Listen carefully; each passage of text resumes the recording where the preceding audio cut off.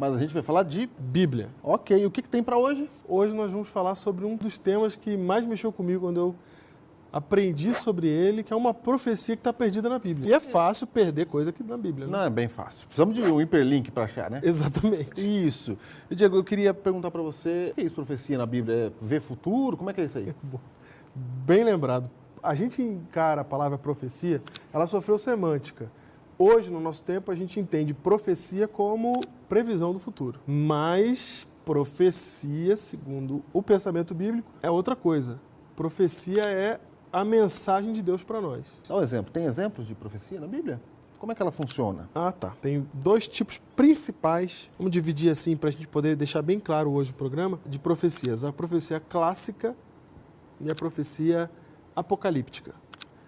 A profecia apocalíptica, normalmente, ela faz referência a eventos futuros. E futuro do autor, né? Do escritor bíblico. Isso, bem lembrado. Futuros do escritor bíblico. Não futuro nosso, no Não, caso. exatamente. Futuro do escritor. Tem muita profecia apocalíptica que já está no nosso passado. Ok, Não é? entendi. A clássica, ela foi muito utilizada por Deus no período do Antigo Testamento. Que ela se cumpre no momento, para o contexto dela, em que ela está sendo entregue, e também para o futuro. Ela faz sempre uma referência ao futuro e uma referência ao contexto do momento. Deixa eu ver se eu entendi. Você tem lá em Isaías, por exemplo, dizendo que o menino ia nascer da virgem. Isso. Isso quer dizer que ali naquela época de Isaías mesmo ia nascer um bebê. Essa é a aplicação primária, clássica, Para aquele contexto. para aquele contexto. Vai nascer um bebê ali para eles. Isso. Que vai se chamar Emanuel. Exato. Mas tem uma aplicação apocalíptica para o futuro do profeta que pode ser aplicada a Jesus lá na frente. Pode não, deve ser aplicada, porque mais tarde, quando se cumpre a profecia, e essa é outra coisa muito importante sobre a profecia bíblica não foi feita para prever o futuro, ela foi feita para ser reconhecida quando acontece. Isso é importante. Isso é muito importante. Quando acontece, fica claro que ali havia uma referência não somente para aquele contexto local, como também para o futuro. Isaías é cheio disso. Vou dar outro exemplo de Isaías aqui que eu gosto muito, é que o povo iria para o cativeiro e Isaías já fez profecias de que o povo seria liberto do cativeiro. E nessa profecia em que ele fala da libertação do povo do cativeiro babilônico, que aconteceu anos antes de Jesus vir à Terra, também haviam referências à vida eterna no céu. Olha aí. Então, elas se misturam. Às vezes você está lendo o texto ali da profecia clássica, e aí você lê um trecho, e ela está falando de um contexto ali local, de repente ela pula lá para frente. Então, na verdade, isso é Deus demonstrando, e esse é um dos propósitos da profecia, de que Ele está no controle de todas as coisas. Entendi. Agora, Diego, eu estou curioso, e eu acho que você também está curioso. Qual é a profecia perdida? Quando a gente fala da nossa identidade profética, existe um texto muito importante que a gente deve visitar e examinar, que é o texto que está em Malaquias capítulo 4, os versos 1 em diante. Eu gostaria de destacar dois versos desse texto. O primeiro verso e o verso 6. Diz assim: Pois eis que vem o dia, e arde como fornalha, todos os soberbos e todos os que cometem perversidade serão consumidos como restolho.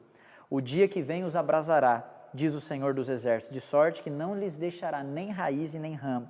Esse texto fala da consumação de todas as coisas, do dia da volta de Cristo. É uma expressão usada no Antigo Testamento para se referir à vinda final do Messias. E no verso 5, nós encontramos então uma indicação desse movimento profético que precederia a volta de Jesus. E eis que vos enviarei o profeta Elias, antes que venha o grande e terrível dia do Senhor. Quando a gente fala de profecia, a gente já viu essa semana que existe uma diferença básica entre a profecia clássica e a profecia apocalíptica. A profecia clássica é aquela que encontra um cumprimento imediato, no período do profeta. A profecia apocalíptica é aquela que se refere a eventos futuros. Essa profecia, por exemplo, de Malaquias capítulo 4, verso 5, nós percebemos nitidamente que ela se refere a algo futuro, que precederia a volta de Jesus e a consumação de todas as coisas. E ela identifica o profeta Elias como um referencial para a gente identificar esse movimento dos últimos dias. Mas, quando nós vemos em Mateus capítulo 11, versos 10 a 14, nós percebemos que ali Jesus disse que houve um cumprimento parcial dessa profecia na vida e no ministério de João Batista. Portanto, esse movimento profético que haveria de surgir nos últimos dias antes da volta de Jesus, ele encontra uma referência e profundas semelhanças com o primeiro Elias e com o segundo Elias, a saber, João Batista. Nós poderíamos citar várias dessas semelhanças, mas eu gostaria de destacar algumas com vocês. A primeira delas é que o primeiro e o segundo Elias, eles surgem num período de profunda apostasia do povo de Israel. O povo estava mergulhado na idolatria e também havia abandonado a obediência aos mandamentos de Deus. Outra característica tem que ver com o estilo de vida. A experiência de Elias chamava atenção não apenas pela sua mensagem, mas pela sua alimentação e pelo seu jeito de vestir. Quando nós vamos para João Batista, nós vemos as mesmas características. Tanto a sua alimentação quanto o seu jeito de vestir também chamava a atenção das pessoas. Finalmente, a última característica tem que ver com o episódio de Elias no Monte Carmelo. O grande conflito que aconteceu ali envolvia o tema da adoração, da verdadeira e da falsa adoração. Essa é uma das características mais importantes, tanto do primeiro Elias quanto do segundo Elias, porque eles chamam e convidam o povo à restauração da verdadeira adoração. Bem, como nós vimos, todas essas características, elas encontram paralelo no segundo Elias, que foi identificado por Jesus como sendo João Batista.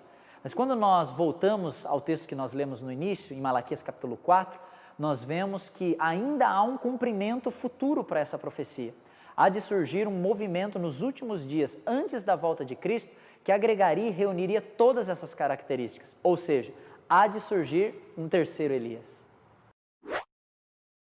Então nós temos três. Elias, que é o profeta, O original.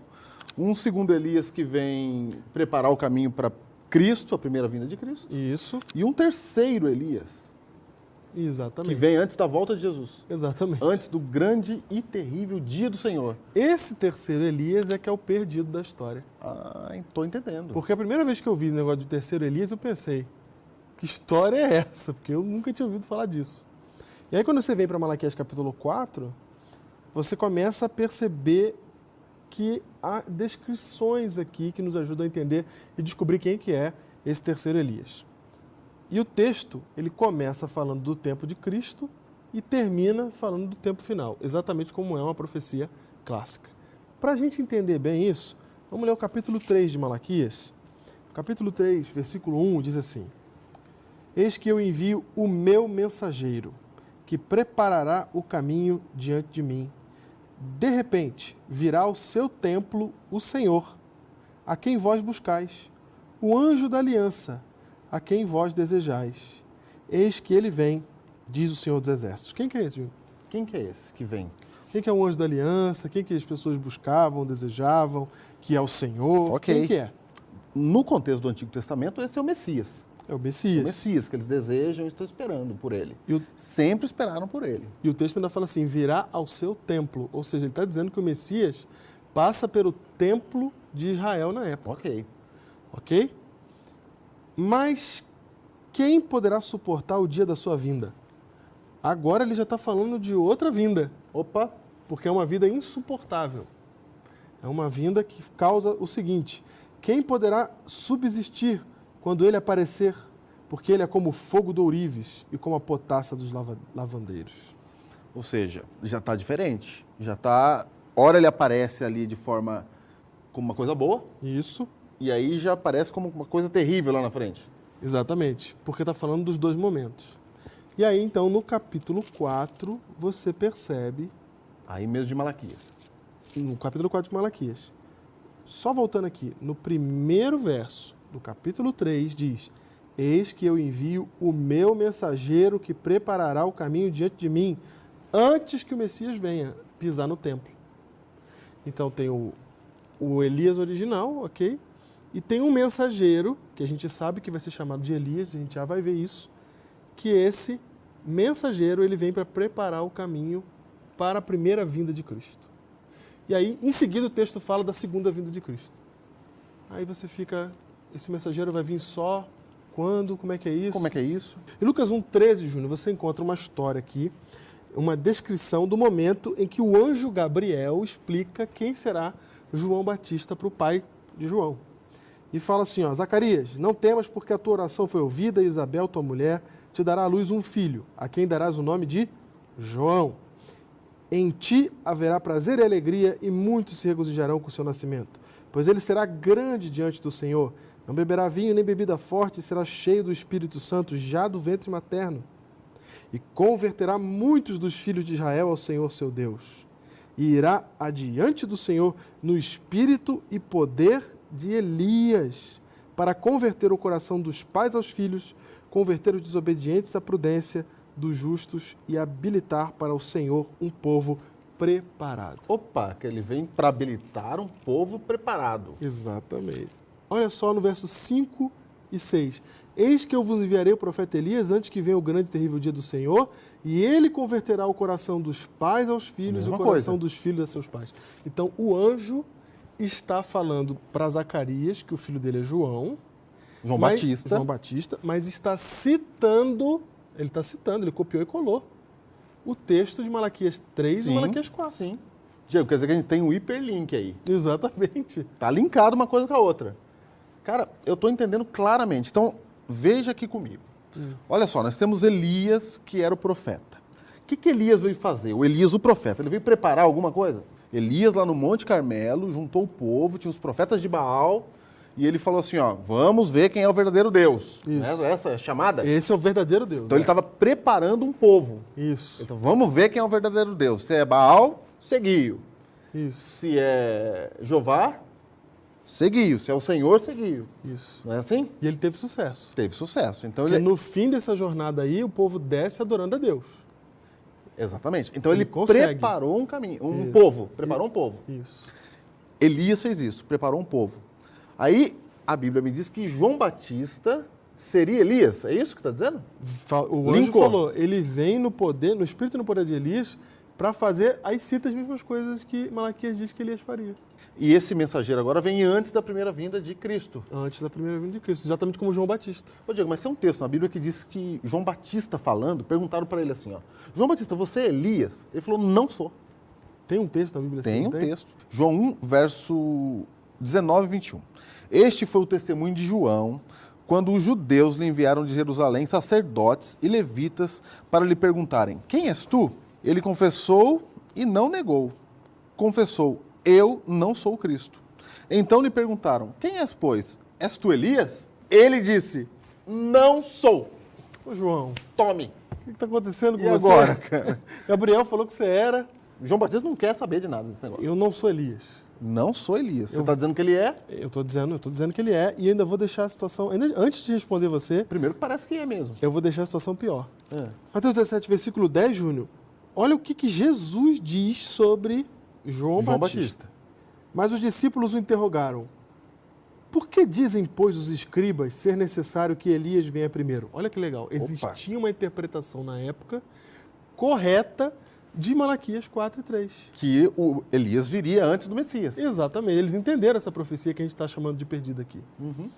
E aí os discípulos estão perguntando para Jesus, e essa profecia aí? Por que eles dizem que Elias tem que vir? E aí Jesus responde no verso 11. De fato, Elias virá e restaurará todas as coisas. Essa frase está no passado, no presente ou no futuro? Ela aponta para o futuro. Futuro. Eu, porém, vos declaro que Elias já veio e não o reconheceram. Antes fizeram com ele tudo quanto quiseram. Assim também o Filho do Homem há de padecer nas mãos deles. Então os discípulos entenderam que lhes falara a respeito de João Batista. Olha você que está aí, olha que coisa importante. João Batista está dizendo que ele não é Elias, mas o próprio Cristo está dizendo que Elias já veio e vocês não reconheceram. Talvez nem o próprio João Batista estava reconhecendo isso. Não, na verdade... Estou só perguntando. Ok. Talvez isso, não é porque João Batista está falando, mas Jesus falou que Elias já tinha vindo e os discípulos entenderam que se tratava de João Batista. Detalhe que Jesus fala assim, ele já veio e virá. Ele fala no passado e no futuro.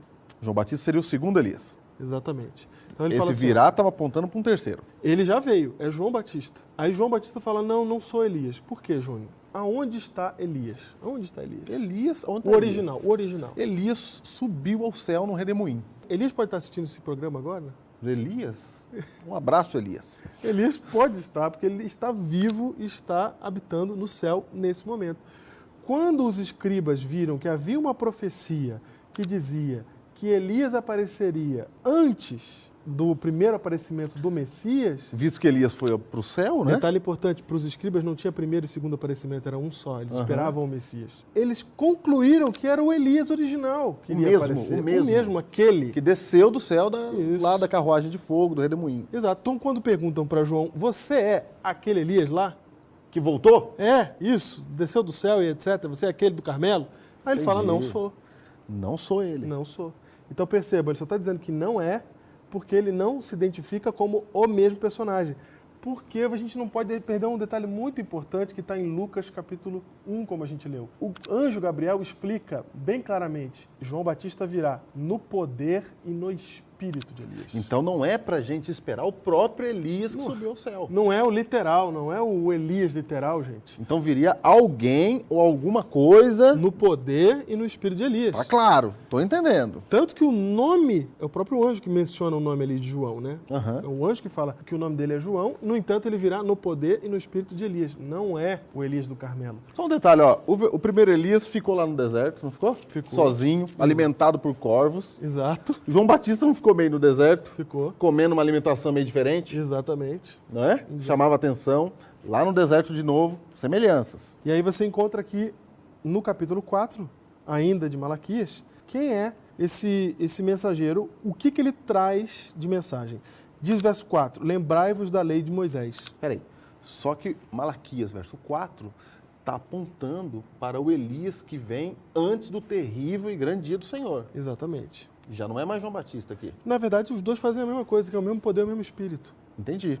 Os três se replicam, né? O Aham. Elias original, o segundo Elias faz igual ao original, no mesmo poder, no mesmo espírito, e o terceiro O também. João Batista, então, tinha que preparar um povo para receber Jesus. E isso, por isso que ele Na pregava primeira vinda? arrependimento. Sim. Lembrai-vos da lei de Moisés. Diego, então você está me dizendo que vem um terceiro Elias que prepara o caminho para a segunda vinda de Cristo. Exatamente, e faz exatamente essas coisas que diz E aqui. o que esse Elias vai dizer? Qual vai ser a mensagem dele? Lembrar da lei de Moisés, reconstruir a ligação entre Deus e a sua nação, ou seja, os pais com os filhos. Né? Esse é o trabalho desse Elias. Não, mas peraí. Esse terceiro Elias, ele vai chamar o povo a se lembrar da lei de Moisés?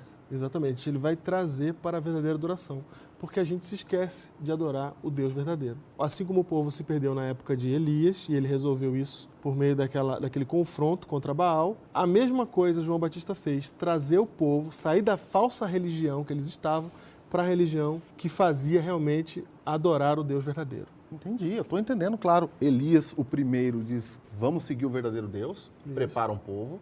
João Batista fala, gente, se arrepende, porque Jesus está chegando, o Messias. Isso. E agora vai ter um outro grupo que vai falar, gente, volta para a lei de Moisés, Isso. se arrepende, porque Cristo está voltando de novo. Exatamente. Mas quem é esse terceiro, então? Só tem um lugar na Bíblia, depois disso daqui, no Novo Testamento, que faz menção a alguém que veio no poder, no espírito de Elias, que é Apocalipse 14.